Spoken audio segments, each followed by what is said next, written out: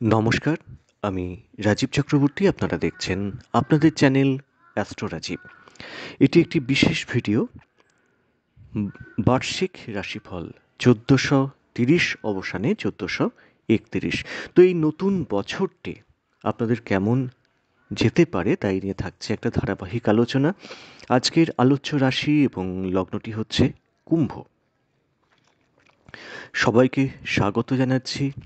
ঈশ্বরের কাছে কামনা করি প্রত্যেকের সারা বছর যেন খুব ভালো যায়, সুস্থ থাকুন, ভালো থাকুন, মানসিক শান্তিতে থাকুন। আর যারা নতুন দেখছেন তাদের বলবো চ্যানেলটি সাবস্ক্রাইব করে নিতে, কারণ প্রত্যেক মুহূর্তের আপডেট পেতে চ্যানেলটি কিন্তু সাবস্ক্রাইব করে নেওয়া প্রয়োজন।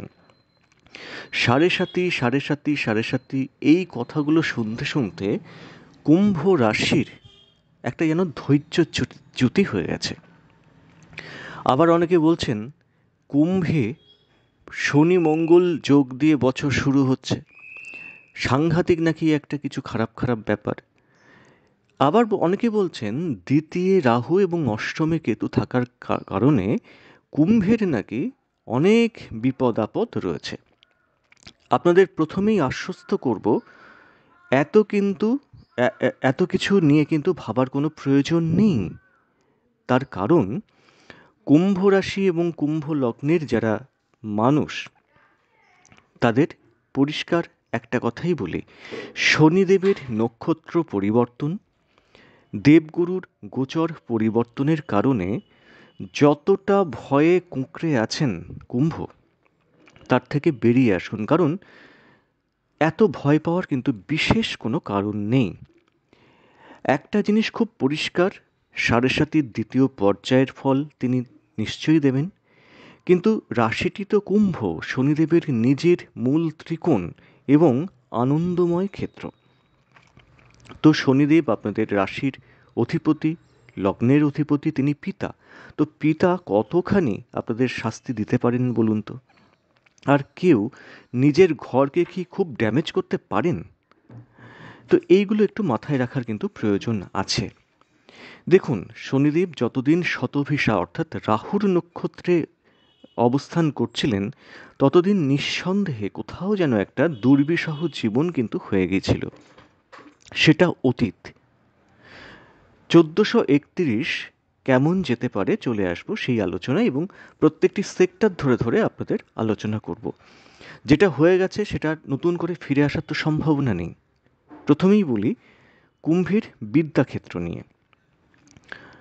বিদ্যাক্ষেত্রে কিন্তু বছরটি সুযোগ বৃদ্ধি এবং সাফল্য বৃদ্ধির সূচনা ঘটবে বা ঘটাবে। বিদ্যাক্ষেত্রে থমকে যাওয়া যে সময়, সেটা কিন্তু কেটে আপনাদের বিদ্যায় অগ্রগতি এটা কিন্তু দেখাচ্ছে। বিদ্যায় বাধা কাটবে, মনে রাখতে না পারার যে সমস্যা সেটা কাটবে। হয়তো কারো কারো পারিবারিক বাধার কারণে বিদ্যায় বাধা পড়েছে, তো সেই বিদ্যার বাধাগুলো কিন্তু কেটে বিদ্যাক্ষেত্রে একটা সফলতা নির্দেশ করছে। সেই সঙ্গে অষ্টমে কেতু এবং দ্বিতীয় রাহু, এই যে একটা কম্বিনেশনের কারণে আপনারা ভীত হয়েছিলেন, নিশ্চিত থাকুন অষ্টমে কেতুর উপরে দেবগুরু বৃহস্পতির যে দৃষ্টি পড়ছে, ফলত বাধা এবং দুর্ঘটনা অনেকাংশে কিন্তু কাটতে চলেছে। কুম্ভের আর্থিক ক্ষেত্রের দিকে একটু নজর দেওয়া যাক। দ্বিতীয় রাহু এবং নিচস্থ বুধ দিয়ে বছর শুরু হচ্ছে। সন্তানের স্বাস্থ্যগত বা সন্তানের কারণে কিছু হঠাৎ খরচ ছাড়াও আকস্মিক খরচ আপনাদের কিন্তু দিশাহারা করে দিতে পারে। তবে অর্থের যোগান বা প্রয়োজনে অর্থ লাভ সেটা কিন্তু হয়ে যাবে। এবছর কুম্ভের কর্মক্ষেত্রের থমকে যাওয়া অগ্রগতি, এই যে অবস্থা, সেটা কিন্তু কাটতে চলেছে এবং অবশ্যই কাটবে। কর্মক্ষেত্রের সম্মান, কর্মক্ষেত্রের হৃত সম্মান যেটা হারিয়ে গিয়েছিল, পাচ্ছিলেন না, এবং সাফল্য সেটা কিন্তু এবছর ফিরে পাবেন। আপনাদের থমকে যাওয়ার ট্রান্সফার, পদোন্নতি, আর্থিক যে ইনক্রিমেন্ট, সব কিন্তু গতি আসবে বা গতি পাবে। দেবগুরুর অমৃতময় দৃষ্টির কারণে আপনাদের দশম স্থানে দেবগুরু বৃহস্পতির অমৃতময় দৃষ্টি পড়ছে। ফলত এবছর কিন্তু কর্মের প্রগতি আপনারা নিশ্চিতভাবে লক্ষ্য করতে পারবেন। তবে এবছর কর্মসূত্রে কিন্তু একাধিক স্থানে আপনাদের যেতে হতে পারে। পরিশ্রম করতে হতে পারে, পরিশ্রমের পরিধি বাড়তে পারে, ঘোরাঘুরি বাড়তে পারে, সেই সঙ্গে সঙ্গে কিন্তু সাফল্য অতি অবশ্যই বাড়বে।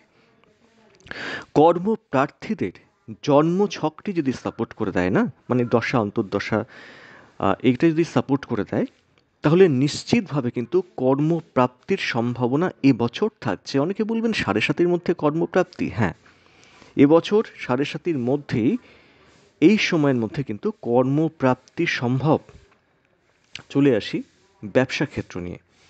দেখুন, প্রথমেই বলবো যে খুব অগ্রগতি বা খুব প্রগতি এটা নিশ্চিতভাবে বলতে পারছি না। তবে সপ্তমপতি রাহু মুক্ত হয়ে উচ্চস্থ অবস্থান, এবং সেখানে রয়েছে দেবগুরু বৃহস্পতি, আপনাদের ধনপতি এবং আপনাদের সাফল্যের অধিপতি, আয় লাভ সাফল্যের অধিপতি দেবগুরু বৃহস্পতি আপনাদের সপ্তমপতি যুক্ত হয়ে বছর শুরু হচ্ছে। সারা বছর খুব যে ভালো ব্যবসা না গেলেও মাঝে মাঝে এমন ব্যবসা হবে বা মুনাফা হবে, ধরুন সারা বছর ধরে যেটা আপনি আয় করছিলেন বা করতেন সেটা কিন্তু পুষিয়ে যাবে।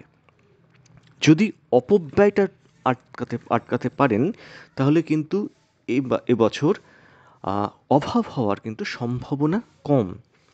তবে একটা জিনিস আপনাদের বলে রাখি, ব্যবসার বিস্তার বা অতি বিনিয়োগ এ বছরটা কিন্তু করতে যাবেন না। যে আশা করে হয়তো করছেন যে এইটা বেশি বিক্রি হচ্ছে, এটা বেশি বেশি এনে রাখি, দেখবেন তাতে কিন্তু সেই জিনিসের চাহিদা কমে গেল। চেষ্টা করবেন কোয়ালিটি প্রোডাক্ট বিক্রি করার জন্যে, কেমন?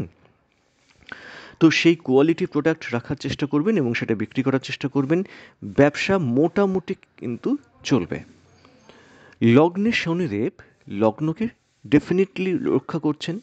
তবে স্বাস্থ্যক্ষেত্রে আপনাদের সাবধান থাকতে হবে চোট আঘাত দুর্ঘটনা থেকে, সাবধান থাকতে হবে পেটের কোনো রোগ থেকে, অর্থাৎ গ্যাস অম্বল, এবং গ্যাস হলে অনেক সময় রক্তচাপ বাড়ে। আর এবং আপনাদের কুম্ভে মঙ্গল শনির যোগ দিয়ে কিন্তু বছর শুরু হচ্ছে, ফলত সাবধান থাকবেন রক্তচাপ বৃদ্ধি, হার্ট রিলেটেড কোনো রোগ থেকে একটু সাবধান থাকার প্রয়োজন থাকছে।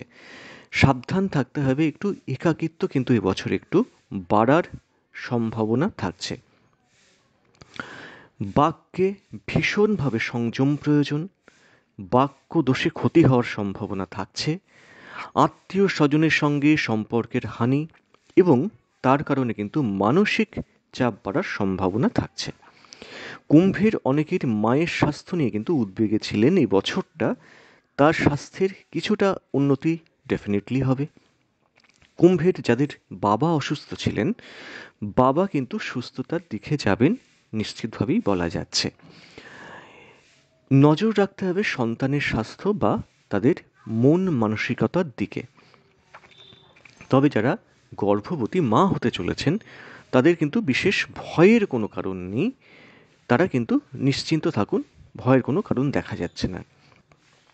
যাদের সন্তান রয়েছে সেই সন্তানের কর্মকৃতিত্বে আপনাদের মুখ কিন্তু এবছর উজ্জ্বল হতে পারে। আইনি ক্ষেত্রে একটু বুঝে পদক্ষেপের প্রয়োজন আছে। যারা স্থাবর সম্পত্তি কিনতে চাইছেন, আইনি পর্যালোচনার পর তবে কিন্তু সিদ্ধান্ত নিতে পারেন, স্থাবর সম্পত্তি কেনা যেতে পারে। গৃহে এবছর মাঙ্গলিক অনুষ্ঠান হওয়ার সম্ভাবনা থাকছে। সম্পর্ক ক্ষেত্রে প্রেম কিন্তু ভোগাতে পারে, আবার অনেকের কিন্তু নতুন প্রেম মনে বসন্ত আনলেও দেখা গেল খুব আনন্দে আছেন, মনে বসন্ত এসছে, কিন্তু দেখবেন সেই প্রেম আপনাদের কিন্তু ঠকিয়ে দিতে পারে অনেক ক্ষেত্রেই। জন্মছকের জোর বা বিবাহের যে সংযোগ যদি অত্যন্ত তীব্র না হয়, তাহলে কিন্তু বিয়েতে বাধা আসার সম্ভাবনা দেখাচ্ছে।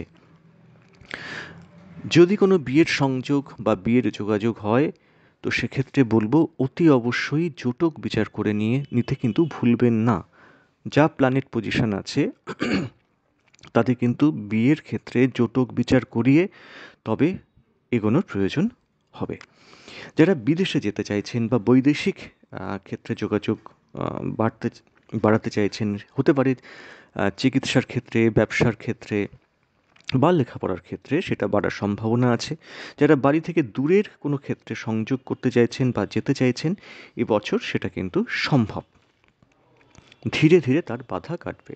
যারা বিদেশে আছেন, ধরুন ভারতে তাদের বাড়ি বা বাংলাদেশে বাড়ি, তারা বিদেশে আছেন, তারা কিন্তু ধীরে ধীরে সুফল প্রাপ্তি অতি অবশ্যই করবেন। তো কুম্ভ রাশি, কুম্ভ লগ্নের বছরটা গত বছরের তুলনায় বেশ কিছুটা কিন্তু পজিটিভ নিশ্চিতভাবে বলতে পারবো। আজ এ পর্যন্তই। নমস্কার।